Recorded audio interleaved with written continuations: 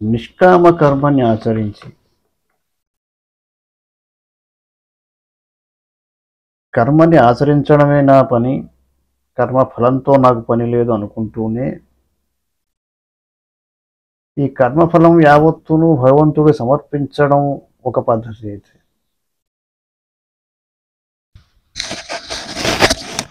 అసలు నేను ఆచరిస్తున్న ప్రతి కర్మ ఈశ్వరుడి ద్వారా నిర్ణయింపబడినది అనుకుని ముందరికి సాగడం మరో పద్ధతి. చాలామంది ప్రవృత్తి మార్గం అంటే ఏమిటి, నివృత్తి మార్గం అంటే ఏమిటి, పితృయానం, దేవయానం, అలాగే ఈ నేపథ్యంలో భక్తి అనే అంశానికి గల ప్రాముఖ్యత ఏమిటి అనే ఆలోచన దగ్గర చాలామంది చాలా చర్చలు జరుపుతూ ఉంటారు. చర్చనీయాంశమే అది. కానీ చాలా స్పష్టంగా భాగవతంలో చక్కని సమాధానం చెప్పడం జరిగింది.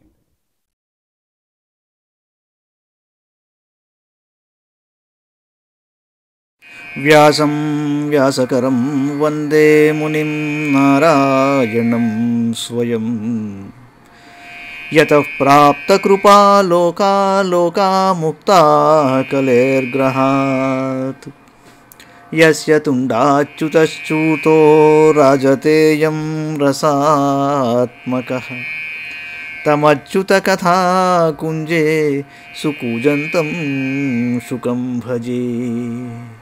శ్రీధరం శ్రీధరం వందే శ్రీధరైకపరాయణం. శ్రీధరం శ్రీధరం వందే శ్రీధరైకపరాయణం. యస్యైవ శ్రీప్రసాదేన శ్రీధరేయం కృతిః కృతా.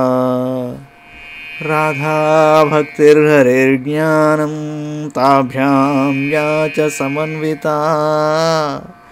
తాం శ్రీ భాగవతీం గాథాం తాం శ్రీ భాగవతీం గాథాం వందే యుగళరూపిణీ. భాగవత మహాపురాణంలోని తృతీయ స్కంధంలో మనం 32వ అధ్యాయంలో ఉన్నాం. ధూమ అర్చిరాది మార్గముల ద్వారా వెళ్ళువారి గతి భక్తి యోగము యొక్క విశిష్టత. కపిల ఉవాచ అథయో గృహమేధీయాన్ ధర్మానేవావసంగృహే కామమర్థం చ ధర్మాన్ స్వాన్ దోగ్ధి భూయః పిపత్తితాన్. తస్స చాపి భగవద్ధర్మాత్ కామమూఢః పరాంముఖః యజతే గతుభిర్దేవాన్ పితॄంశ్చ శ్రద్ధయాన్వితః. తశ్రద్ధయా క్రాంతమతిః పితృదేవవ్రతః పుమాన్ గత్వా చాంద్రమసం లోకం సోమపాః పునరేష్యతి. యదా చాహీంద్రశయ్యాయాం చేతేనంతాసనో హరిః తదా లోకాలయం యాంతి తయేతే గృహమేధినాం. ये स्वधर्मान् न दुह्यन्ति धीराः कामार्थहेतवे निस्सङ्गान्यस्तकर्माणः प्रशान्ताः शुद्धचेतसः. निवृत्तिधर्मनिरताः निर्ममा निरहङ्कृताः स्वधर्माख्येन सत्त्वेन परिशुद्धेन चेतसा. सूर्यद्वारेण ते यान्ति पुरुषं विश्वतो मुखम् పరావరేశం ప్రకృతిమస్యోత్పత్త్యం తభావనం. ద్విపరార్ధావసానేయ ప్రళయో బ్రహ్మణస్తు తే తావదధ్యాసతే లోకం పరస్య పరచింతకాః. కపిల భగవానుడు చెబుతున్నాడు, గృహస్థాశ్రమమునందు ఉండియే సకామభావముతో ఆ గృహస్థాశ్రమ ధర్మములను ఆచరించువాడు తత్ఫలములైన అర్ధకామములను అనుభవిస్తూ మరల వాటిని ఆచరిస్తూ ఉంటాడు. అట్టివాడు పలు విధములైన కోరికల మోహములో పడి భగవంతుని సేవల ఎడ విముఖుడవుతాడు. అతడు యజ్ఞముల ద్వారా దేవతలను పితరులను శ్రద్ధగా ఆరాధిస్తూ ఉంటాడు. అతని బుద్ధి అట్టి యజ్ఞయాగాదుల యందే నిబద్ధమై ఉంటుంది. దేవతలు పితరులు అతనికి ఉపాస్యులు. అతడు చంద్రలోకమునకు చేరి సోమపానం చేస్తాడు. పుణ్యము క్షీణింపగానే మరల ఈ లోకంలో జన్మిస్తాడు. ప్రళయకాలమునందు శ్రీమన్నారాయణుడు శేషతల్పశాయి ఉంటాడు. సకామ బుద్ధితో యజ్ఞయాగాది కర్మలను ఆచరించు గృహస్థులు పొందెడి స్వర్గాది లోకములు కూడా అప్పుడు ఆ పరమ పురుషుని యందే లీనమవుతాయి. వివేకవంతులైన గృహస్థులు తమ ఆశ్రమ ధర్మములను సకామభావముతో ఆచరింపరు. వారు భగవంతుని అనుగ్రహం లభించు కొరకు మాత్రమే ఆయా ధర్మములను అనుష్ఠిస్తారు. వారు లౌకిక భోగముల యందు ఆసక్తి లేని వారే వర్ణాశ్రమ ధర్మములను ఆచరిస్తూ వాటి ఫలములను భగవంతునికి అర్పిస్తూ ఉంటారు. వారు శ్రమదమాది గుణ సంపన్నులై నిర్మలాంతఃకరణులై ఉంటారు. వారు భగవంతుని గుణములను గూర్చి వినుట, కీర్తించుట మొదలగు నివృత్తి ధర్మముల యందే నిరతులై ఉంటారు. సత్వగుణము ద్వారా స్వధర్మమును ఆచరించుచు వారు పరిశుద్ధ మనస్కులవుతారు. సూర్య అచ్చిరాది దేవయాన మార్గము ద్వారా అట్టివారు సర్వవ్యాపియు పురాణ పురుషుడు అయిన శ్రీహరిని క్రమంగా చేర్తారు. ఆ పరమ పురుషుడు కార్యకారణ రూపమైన ఈ జగత్తునకు నియంత. దానికి ఉపాదాన కారణమైన వాడు బ్రహ్మాది దేవతలకు అధీశ్వరుడు అతడే. అతడు జగదుత్పత్తి స్థితి లయములకు కారకుడు. పరమాత్మ దృష్టితో హిరణ్యగర్భుని ఉపాసించెడు వారలు 2 పరార్థముల పర్యంతము కొనసాగడు బ్రహ్మ యొక్క ప్రళయకాలమునందు సత్యలోకమునందే నివసిస్తారు. స్వాంభోనలా నిలవియన్మన ఇంద్రియార్థభూతాదిభిః పరివృతం ప్రతి సంచిహీర్షు అవ్యాకృతం విశతి యర్హి గుణత్రయాత్మా కాలం పరాక్షమనుభూయ పరస్వయంభూః ఏవం పరేత్య భగవంతమను ప్రవిష్టాః ఏ యోగినో చితమరున్మనసో విరాగాః తేనైవ సాకమమృతం పురుషం పురాణం బ్రహ్మ ప్రధానముపయాం జగతాభిమానాః అసతం సర్వభూతానాం హృత్పద్మేషు కృతాలయం శ్రుతానుభావం శరణం వ్రజభావేన భావిని. దేవతలలో శ్రేష్ఠుడైన బ్రహ్మదేవుడు ద్విపరార్థకాల పర్యంతము తన అధికారమును అనుభవించిన పిదప పృథ్వీ, జలము, అగ్ని, వాయువు, ఆకాశము, మనస్సు, ఇంద్రియములు, శబ్దాది విషయములు, అహంకారము మొదలగు వాటితో కూడిన బ్రహ్మాండమును ఉపసంహరించుకొను కోరికతో త్రిగుణాత్మకముగు ప్రకృతితో కూడి నిర్విశేషుడైన పరమాత్మయందు లీనమగును. జితేంద్రియులు విరాగులు అయిన యోగులు దేహత్యాగము చేసిన తరువాత మొట్టమొదట అచ్చిరాది మార్గము ద్వారా హిరణ్యగర్భుడైన బ్రహ్మదేవునిలో ప్రవేశిస్తారు. మహాప్రళయకాలమున వారు ఆయనతో గూడి పరమానంద స్వరూపు పురాణ పురుషుడు అయిన పరబ్రహ్మయందు లీనమవుతారు. అంతవరకు వారిలో దేహాభిమానము పూర్తిగా తొలగిపోనందున వారు అనాది పూర్ణము సర్వాతిశాయియగు పరబ్రహ్మమునందు విలీనము కాలేరు. శ్రీహరి సకల ప్రాణుల హృదయములలో అంతర్యామిగా విరసిల్లుచుండును. ఆ స్వామి ప్రభావమును గూర్చి వినియే ఉన్నావు కనుక నీవును ఆ పరమ పురుషుని పాద పద్మములను శరణు పొందుము అన్నాడు ఆయన తల్లితో. ఆజ్యస్థిరచరాణాం యో వేదగర్భ సహర్షిభిః యోగీశ్వరై కుమారాజ్యైః సిద్ధైర్యోగ ప్రవర్తకైః భేదదృష్ట్యాభిమానేన నిస్సంగేనాపి కర్మణా కర్తృత్వాత్ సగుణం బ్రహ్మ పురుషం పురుషర్షభం స సంసృత్య పునఃకాలే కాలేనేశ్వరమూర్తినా జాతే గుణవ్యతికరే యథా పూర్వం ప్రజాయతే. వేదగర్భుడైన బ్రహ్మదేవుడు సమస్త చరాచర ప్రాణులకును ఆదికారణుడు. మరీచ్యాది మహర్షులు, యోగేశ్వరులు, సనకసనందనాది మహామునులు, యోగ ప్రవర్తకులైన సిద్ధులు మున్నగు వారితో కూడి అతడు నిష్కామ కర్మ ద్వారా ఆది పురుషుడైన సగుణ బ్రహ్మయగు శ్రీమన్నారాయణులో లీనమగును. సృష్టి ప్రారంభకాలమున కాలపురుషుడైన పరమేశ్వరుని ప్రేరణచే ప్రకృతి గుణముల యందు సంక్షోభం ఏర్పడుతుంది. అప్పుడు బ్రహ్మదేవుడు భేద దృష్టి వలనను కర్తృత్వాభిమాన కారణములను భగవదిచ్ఛానుసారము ఎప్పటి వల్లే మరల ప్రకటము అగును. ఐశ్వర్యం పారమేష్ట్యం తతేపి ధర్మ వినిర్మితం నిషేవ్య పునరాయాంతి గుణ వ్యతికరే సతి యేత్విహాసక్త మనసః కర్మసు శ్రద్ధయాన్వితాః కుర్వంచ ప్రతిషిద్ధాని నిత్యాన్యపి చ కృష్ణశః. అదేవిధంగా మరీచ్యాది ఋషి ప్రముఖులను తమ తమ కర్మలను అనుసరించి బ్రహ్మలోకమునందని భోగములను అనుభవించి భగవతిచ్ఛతో ప్రకృతి గుణములయందు సంక్షోభము ఏర్పడినప్పుడు మరల ఈ లోకమును జన్మిస్తారు. సాంసారిక విషయములందు ఆసక్తి గలవారు కర్మాచరణమునందే శ్రద్ధ వహిస్తారు. వారు వేద విహితములైన కామ్యకర్మలను మరియు నిత్యకర్మలను సాంగోపాంగముగా ఆచరిస్తారు. రజసా కుంఠ మనసః కామాత్మానో జితేంద్రియాః పితॄన్ గజంత్యనుదినం గృహేష్వభిరతాశయాః త్రైవర్గికాస్తే పురుషాః విముఖాః హరిమేధసః కథాయాం కథనీయోరు విక్రమస్య మహృద్విషః నూనం దైవేన విహతాయే చాచ్యుత కథాసుధాం హిత్వా శృణ్వంత్య సద్గాథాః పురీశమయోద్భుజః దక్షిణేన పదార్యం న పితృలోకం వ్రజంతి తే ప్రజామనుప్రజాయంతే శ్మశానాంతక్రియాకృతః. వారి బుద్ధులు రజోగుణాతిశయముచే చంచలములవుతాయి. హృదయములలో కోరికలు పెళ్ళుబుకును. అందువలన ఇంద్రియములు వారి వశములో ఉండవు. గృహకృత్యములయందే ఆసక్తులై దేవతలను పితృదేవతలను సంతృప్తి పడినట్లు నోములు వ్రతములు మున్నగు కామ్యకర్మలను ఆచరిస్తారు.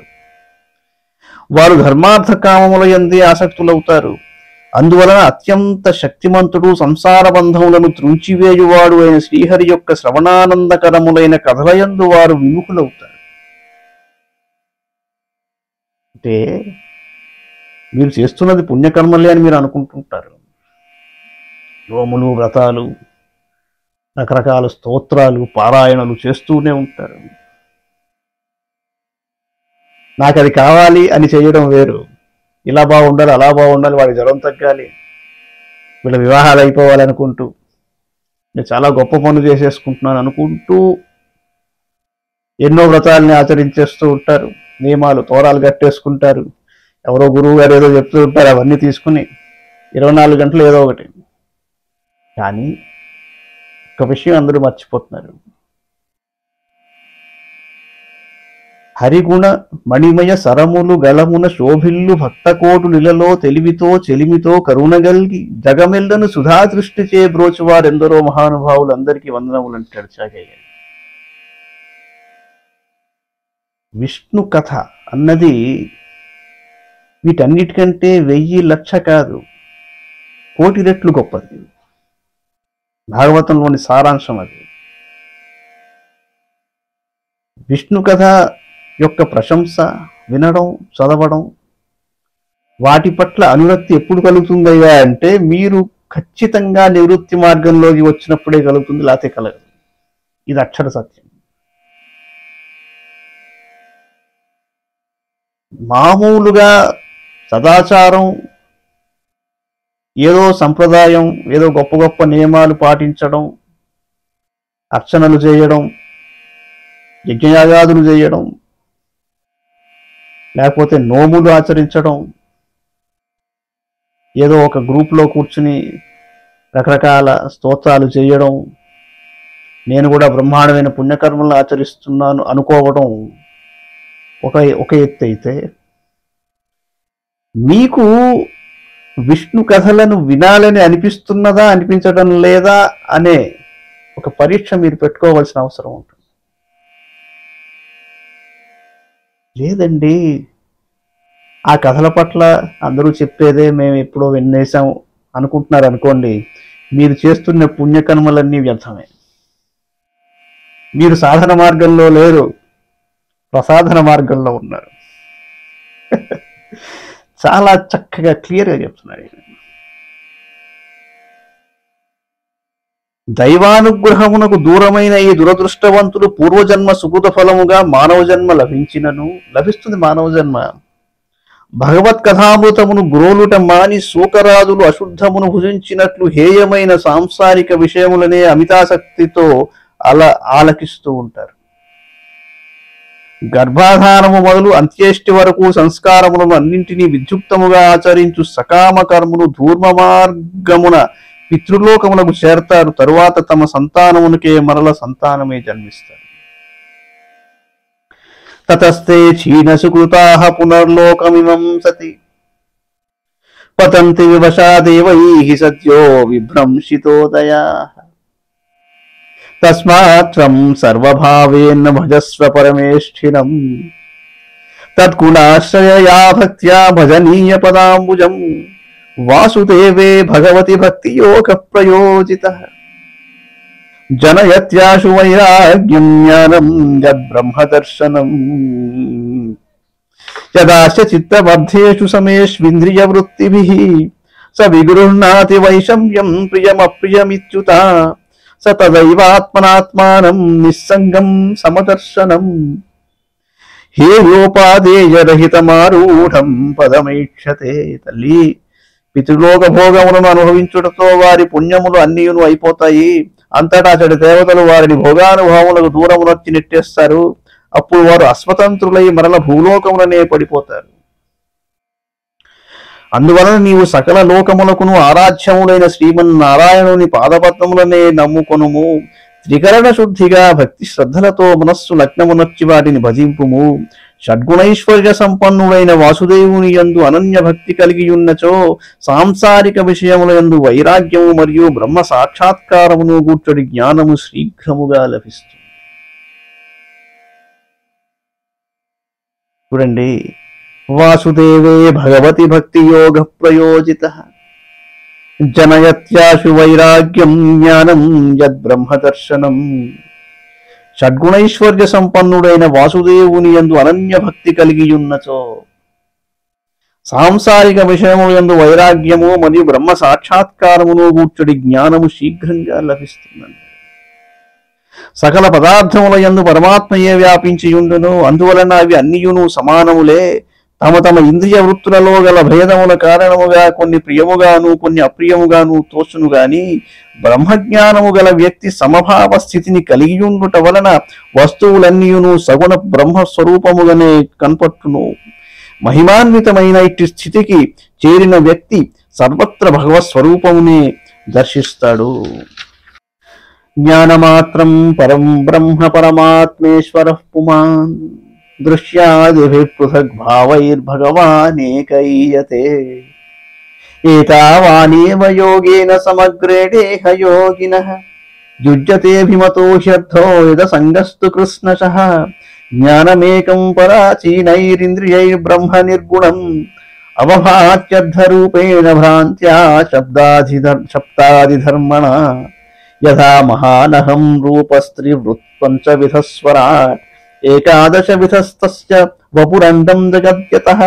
ఏతద్వై శ్రద్ధయా భక్త్యా యోగాభ్యాసేన నిత్యశః సమాహితాత్మా నిస్సంగో విరక్త్యా పరిపశ్యతి. ఇత్యేతత్ కథితం గుర్విజ్ఞానం తద్బ్రహ్మదర్శనంయేనానుబుధ్యతే తత్వం ప్రకృతేః పురుషస్య చ. జ్ఞానయోగశ్చ మన్నిష్ఠో నైర్గుణ్యో భక్తిలక్షణః. ద్వయోరప్యేక ఏవార్థో భగవచ్చబ్దలక్షణః. యథేంద్రియైః పృథద్వారైరర్థో బహుగుణాశ్రయః. ఏకో నానేయతే తద్వద్భగవాన్ శాస్త్రవత్నభిః. పరబ్రహ్మ జ్ఞానస్వరూపుడు, సర్వేశ్వరుడు, పరమ పురుషుడు. వాస్తవముగా అతడు ఒక్కడే అయినను జీవుడు శరీరము విషయములు ఇంద్రియములు మొదలగు అనేక రూపములలో తోచుచుండును.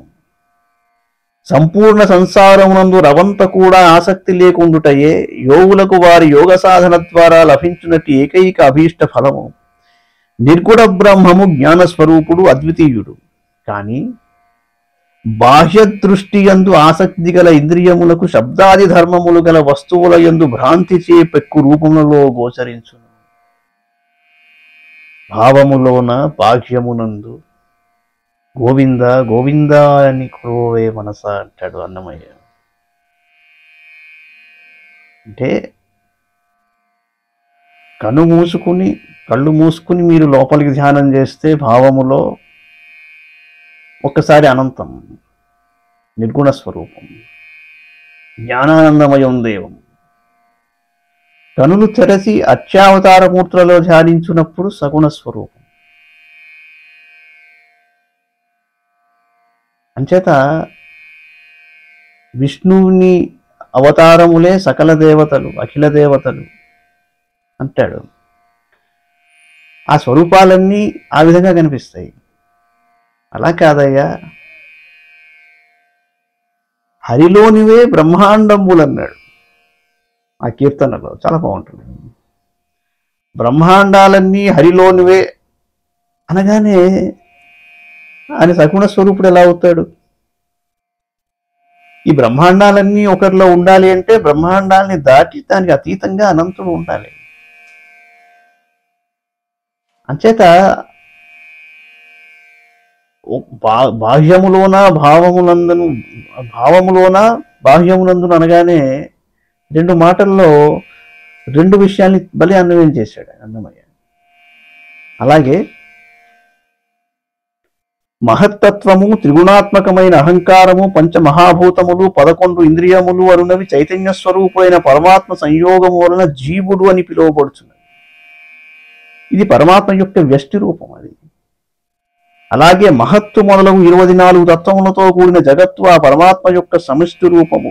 పశుపక్షాదుల దేహములలో విలసిల్లు జీవుడు పరమాత్మ యొక్క వ్యష్టి రూపము. అలాగే చరాచరాత్మకమైన జగత్తుతో నిండిన చైతన్య స్వరూపము పరమాత్మ యొక్క సమిష్టి రూపము. ఈ రెండును విరాట్ పురుషుని నుండి ఉత్పన్నమైనవి. నిజమునకు ఉన్నది బ్రహ్మయే, బ్రహ్మమొక్కటే. యథా మహానహం రూపస్త్రివృత్ పంచవిధస్వరాట్ ఏకాదశ విధస్తస్య వపురండం జగద్యతః జ్ఞానమేకం పరాచీనైరింద్రియైర్బ్రహ్మ నిర్గుణం అవభాత్యర్థరూపేణ భ్రాంత్యా శబ్దాదిధర్మిణ. యథా మహానహం రూపస్త్రివృత్ పంచవిధస్వరాట్ ఏకాదశ విధస్తస్య వపురండం జగద్యతః ఏతద్వై శ్రద్ధయా భక్త్యా యోగాభ్యాసేన నిత్యశః సమాహితాత్మా నిస్సంగో విరక్త్యా పరిపశ్యతి. భక్తి శ్రద్ధలతో వైరాగ్యముతో కూడిన వ్యక్తి ఏకాగ్రచిత్తుడై నిరంతరము యోగాభ్యాసము ద్వారా భౌతిక వస్తువులపై ఆసక్తి రహితుడైనచో అతనిలో బ్రహ్మదృష్టి ఏర్పడుతుంది. అప్పుడు అతడు అన్ని వస్తువులలో పరబ్రహ్మమునే దర్శింపగలడు.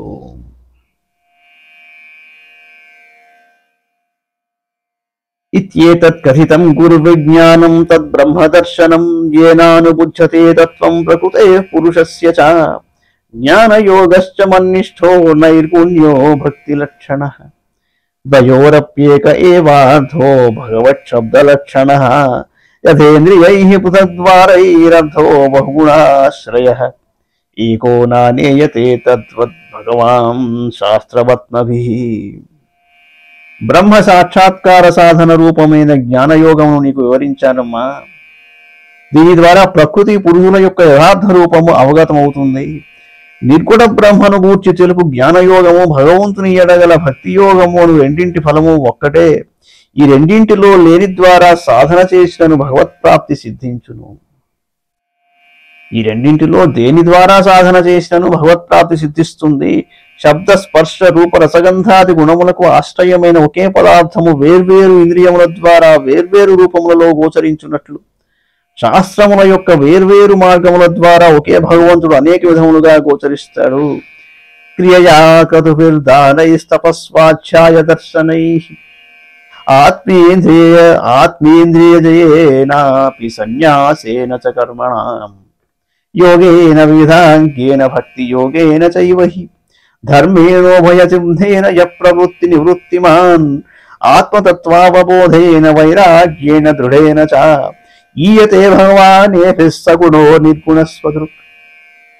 ప్రావోచం భక్తి యోగస్య స్వరూపం తే చతుర్విధం కాలస్య చావ్యక్తగతేర్యోంతర్ధావతి జంతుషు జీవస్య సంస్కృతేర్బహ్వీర విద్యా కర్మ నిర్మితాః యా స్వంగ ప్రవిశన్నాత్మాన వేద గతిమాత్మనః నైతత్ఖలాయోపదిశేన్నా వినీతాయ కర్హిచిత్ న స్తబ్ధాయ న భిన్నాయ నైవ ధర్మధ్వజాయ చ న లోలుపాయోపదిశేన్న గృహారూఢచేతసే నా భక్తాయ చ మే జాతు న మద్భక్తిద్విషామపి శ్రద్ధధారాయ భక్తాయ వినీతాయ న సూయవే భూతేషు కృతమైత్రాయ శుశ్రూషాభిరతాయ చ బహిర్జాత విరాగాయ శాంతచిత్తాయ దీయతాం నిర్మత్సరాయ శుచయే యస్యాహం ప్రేయసాం ప్రియః యయితం శృణుయాదంబ శ్రద్ధయా పురుషः సకృత్ యో వాభిదత్తే మచ్చిత్తః సహ్యేతి పదవీం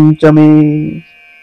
స్వర్ణాశ్రమోచిత కర్మలు యజ్ఞయాగాది క్రతువులు, ప్రతిఫలాపేక్ష లేని దానములు, వివిధములకు తపస్సులు, వేదాధ్యయనము, వేదశాస్త్రముల పరిశీలనము, మనోనిగ్రహము, ఇంద్రియ సంయమనము, కర్మఫలత్యాగము, అష్టాంగ యోగము, భక్తి యోగము, ప్రవృత్తి నివృత్తి మార్గములు, ఆత్మతత్వజ్ఞానము, దృఢమైన వైరాగ్యము మొదలగు సాధనల ద్వారా భగవంతుని పొందవచ్చును. అతడు స్వయం ప్రకాశుడు, సకల కళ్యాణ స్వరూపుడు. అతడే సగుణ స్వరూపుడు, నిర్గుణుడు. సాత్విక, రాజస, తామస, నిర్గుణ భేదములతో 4 విధములకు భక్తి యోగములను గురించి నీకు వివరించాను. ప్రాణుల జన్మాది వికారములకు గల హేతువులైన కాలస్వరూపములను గురించి తెలిపాను. ఈ కాలస్వరూపము ఇట్టిది అని ఎవరునూ చెప్పలేదు. అజ్ఞానజనిత కర్మల కారణముగా జీవులకు అనేక గతులు ఉంటాయి. అందువలననే జీవుడు స్వస్వరూపము ఎరుగ జాలక జనన మరణ చక్రములో పరిభ్రమిస్తూ ఉంటాడు.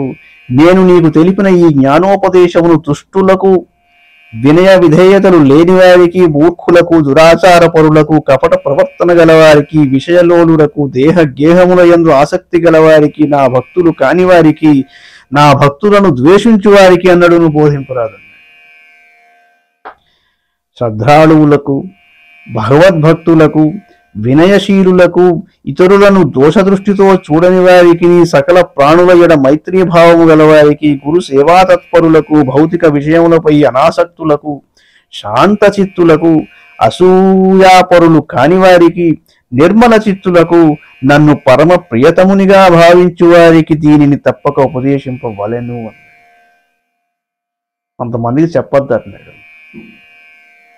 కొంతమందికి చెప్పి తీరాలంటున్నాడు. అమ్మా, నాయందే చిత్తమును నిలిపి దీని భక్తి శ్రద్ధలతో ఒక్కసారి అయినను శ్రవణము చేసిన వాడును, ఉపదేశించిన వాడును పరమ పదమును పొందుతారంటున్నాడు. ప్రవృత్తి నివృత్తి మార్గమును, వృత్తము ఒక చట్టం. ఒక సర్కిల్లోకి పడ్డప్పుడు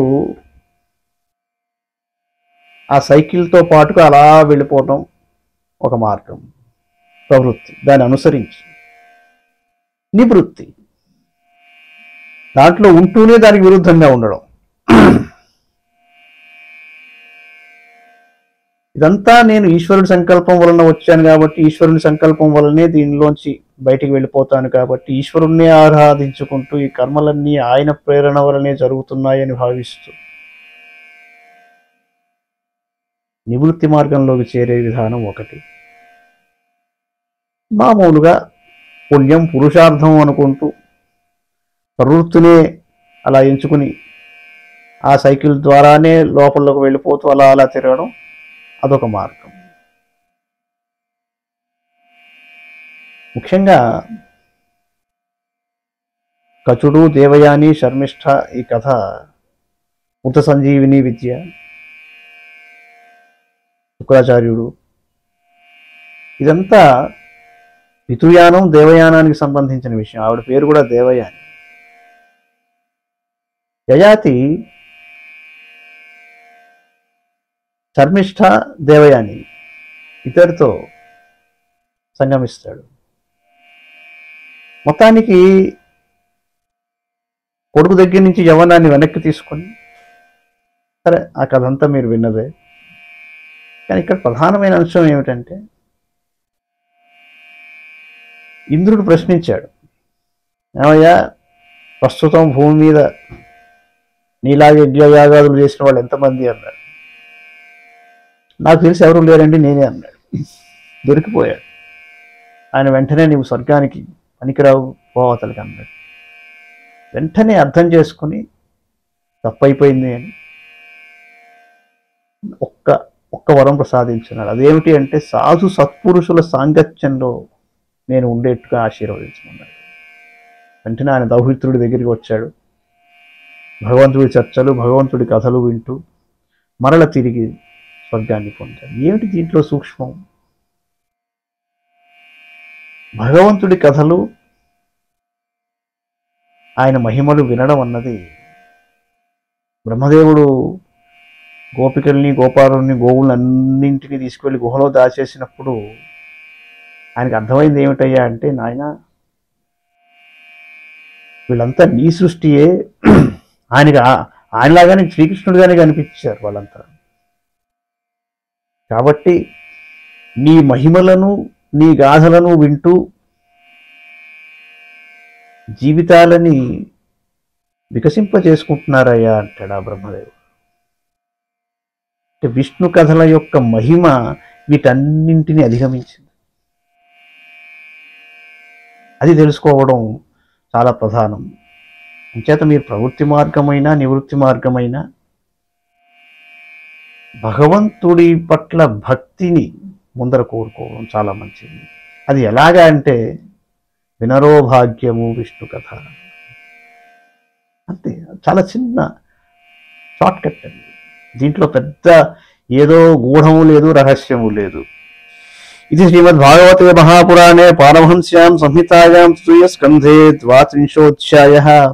మంగళం భగవాన్ విష్ణు మంగళం గరుడధ్వజః మంగళం పుండరీకాక్షో మంగళాయతనో హరి. సర్వం శ్రీకృష్ణార్పణమస్తు.